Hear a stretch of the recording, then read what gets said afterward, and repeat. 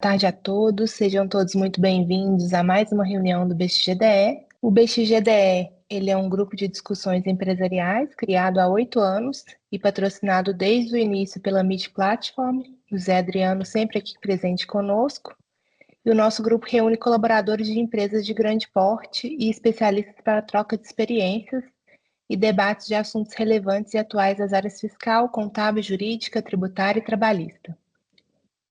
Aqui também fazemos análise preventiva dos impactos às áreas e aos negócios, incluindo as novidades tributárias e projetos pilotos do fisco, como os SPEDs, notas fiscais de serviço eletrônica, nota fiscal eletrônica e social, dentre outros.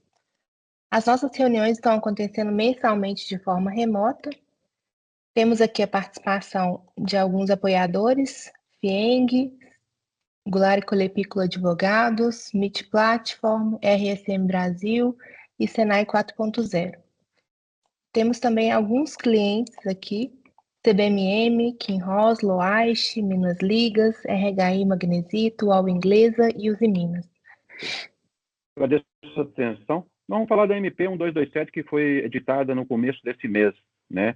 Foi uma MP aí que causou um certo alvoroço, desconforto geral, porque foi constatado que ela teria aí uma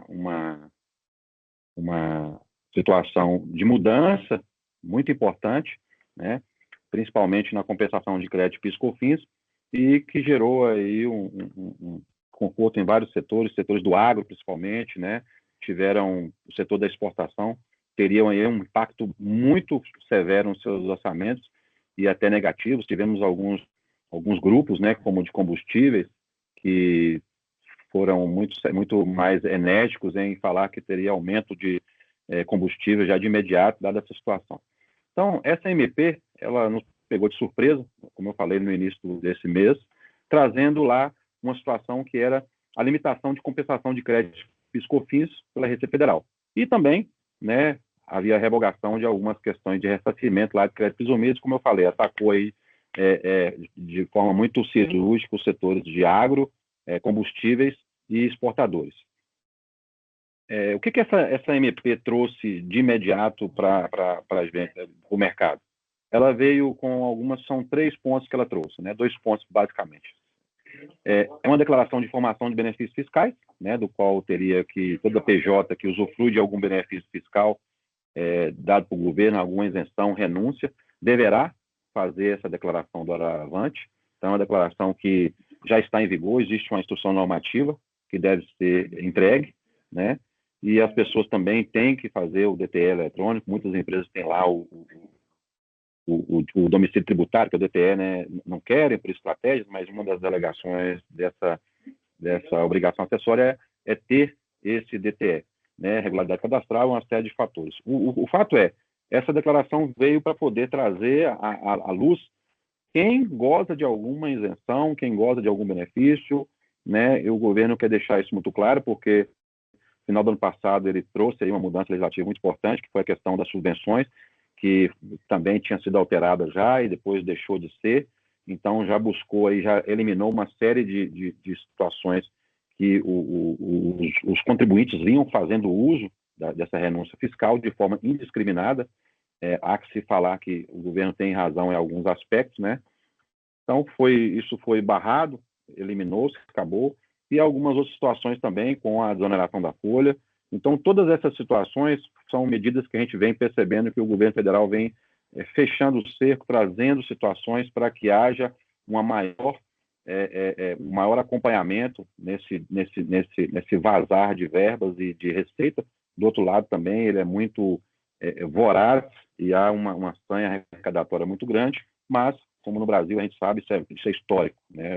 Sempre há essa busca desenfreada do fisco e sempre há também no mercado situações para que isso não ocorra.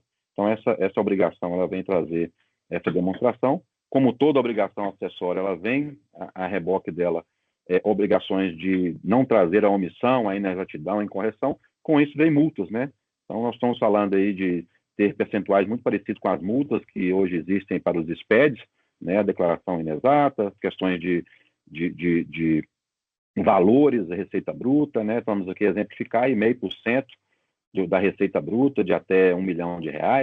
Acima de R$1 milhão, a receita bruta vai para 1% da receita, e acima disso, 1,5%. Então, é uma multa bem salgada, severa, para quem não observa a tempestividade e a regularidade dessa declaração. Então, as empresas aí das quais têm alguma forma de incentivo, subvenção, alguma coisa que ainda assiste o contribuinte, deve entregar essa declaração e se ater às informações que nela estão.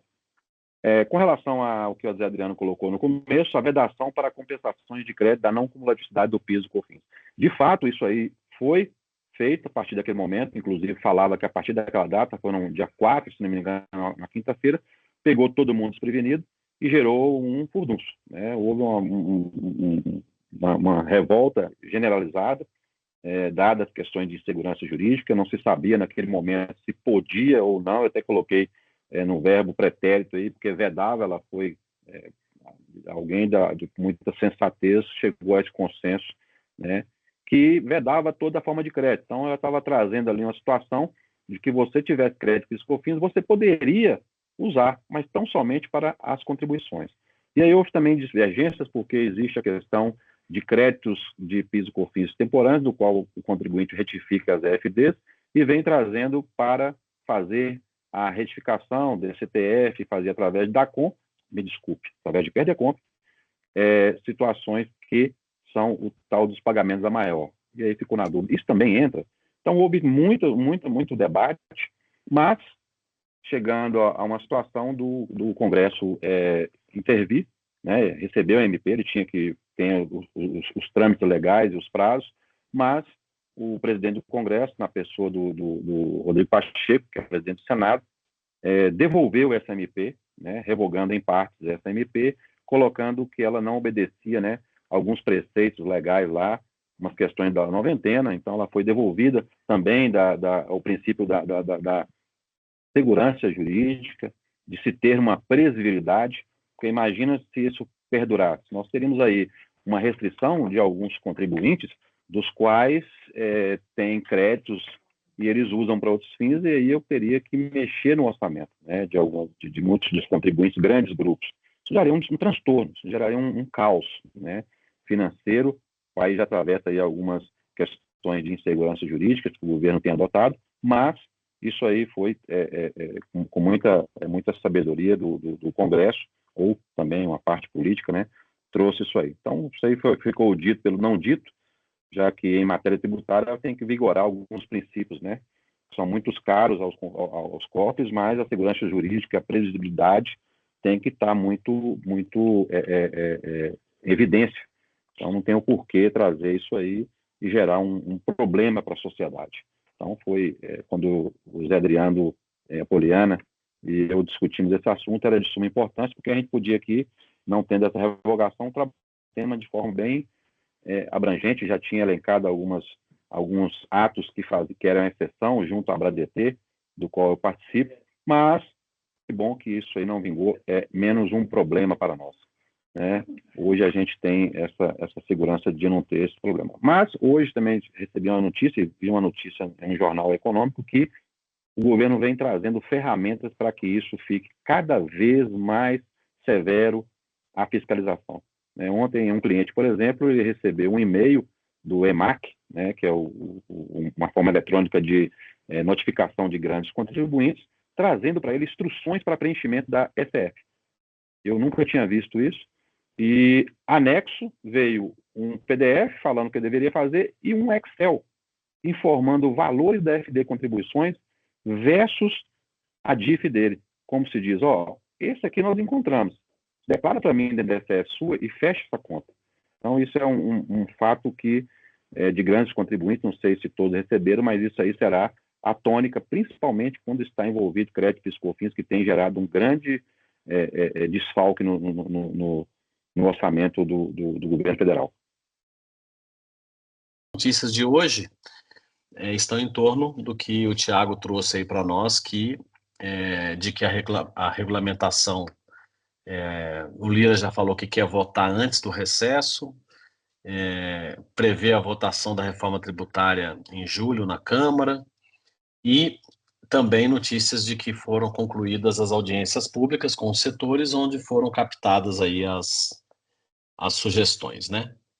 E aí eu trago aqui um resumão do que a gente tem publicado desde a última reunião para cá. Então a notícia mais nova é essa de que o Lira quer votar antes do recesso, e para trás a gente tem aqui a informação do SERPRO, né, sobre o que a gente comentou aqui nessa conversa também, de que eles estão avançando com a criação do sistema. Está acontecendo hoje o ENAT, que é o encontro dos secretários de Fazenda, e o foco desse ENAT é a reforma tributária, e lá estão tanto o pessoal do ENCAT, quanto o pessoal da Receita Federal, quanto do SERPRO. Então, a gente acredita que depois desse evento a gente vai ter informações mais atualizadas e alinhadas em relação ao que eles estão fazendo em conjunto. Hoje de manhã teve um evento da AMIG, que é a Associação dos Municípios Mineradores de Minas Gerais. Foi pela manhã sobre a reforma tributária, então eles trazendo também os pleitos deles. E a gente teve, até ontem, 21 audiências públicas dos grupos de trabalho, e a gente publicou todas lá no blog, então recomendo vocês depois darem uma olhada lá. Todas têm qual é o tema, e dentro de cada publicação dessa tem quem participou, tem lá o link para o vídeo do YouTube e tem o link para as apresentações em PDF de quem disponibilizou. Muitos deles disponibilizaram. Então, tem lá 21 audiências que eu recomendo que vocês batam o olho, e aquelas que tiver mais sentido aí para o que afeta vocês, olharem com mais cuidado.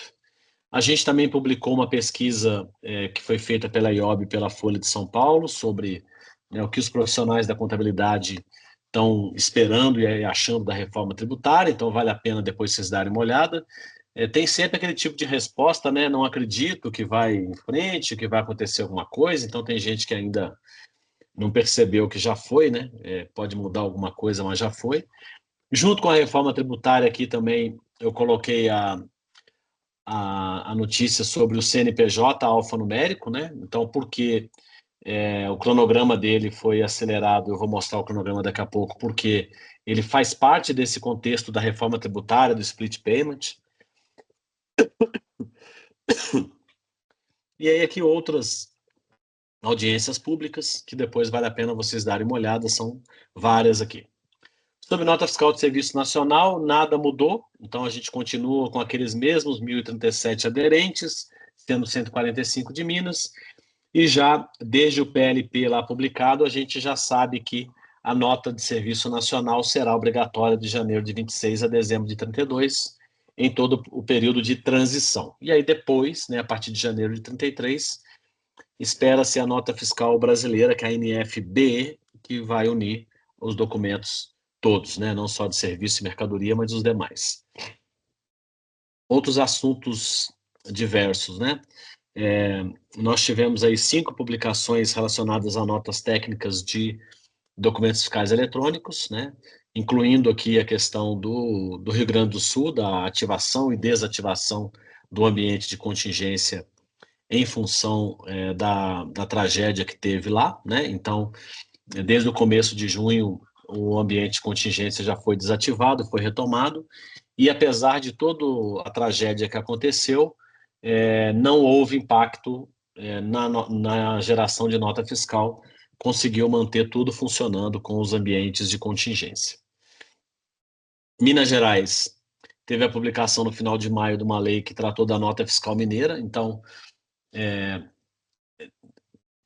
tratando aqui da premiação, né, para quem pede nota fiscal, e a reforma tributária prevê, né, no modelo da nota fiscal brasileira, que esse modelo de premiação para quem pede nota fiscal seja mantido e padronizado, né, para o CBS e o IBS no modelo futuro. E aí alguns estados já têm, outros estão incluindo.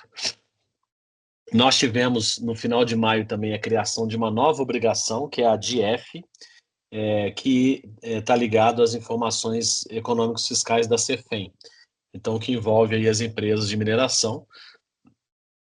Até perguntei no nosso grupo lá do BXGDE das empresas aí que fazem parte do grupo, quem já tinha visto, quem já estava atuando nisso aí. Das coisas que estão sendo pedidas aqui é que seja incluída uma informação na nota fiscal eletrônica para que a ANM, que é a Agência Nacional de Mineração, possa ter acesso às notas fiscais emitidas, né, pelas mineradoras que estão sujeitas ao CEFEM. Então, esse é uma das novidades que estão nessa legislação que foi publicada no final de maio, aí, que afeta as empresas que estão ligadas ao CEFEM.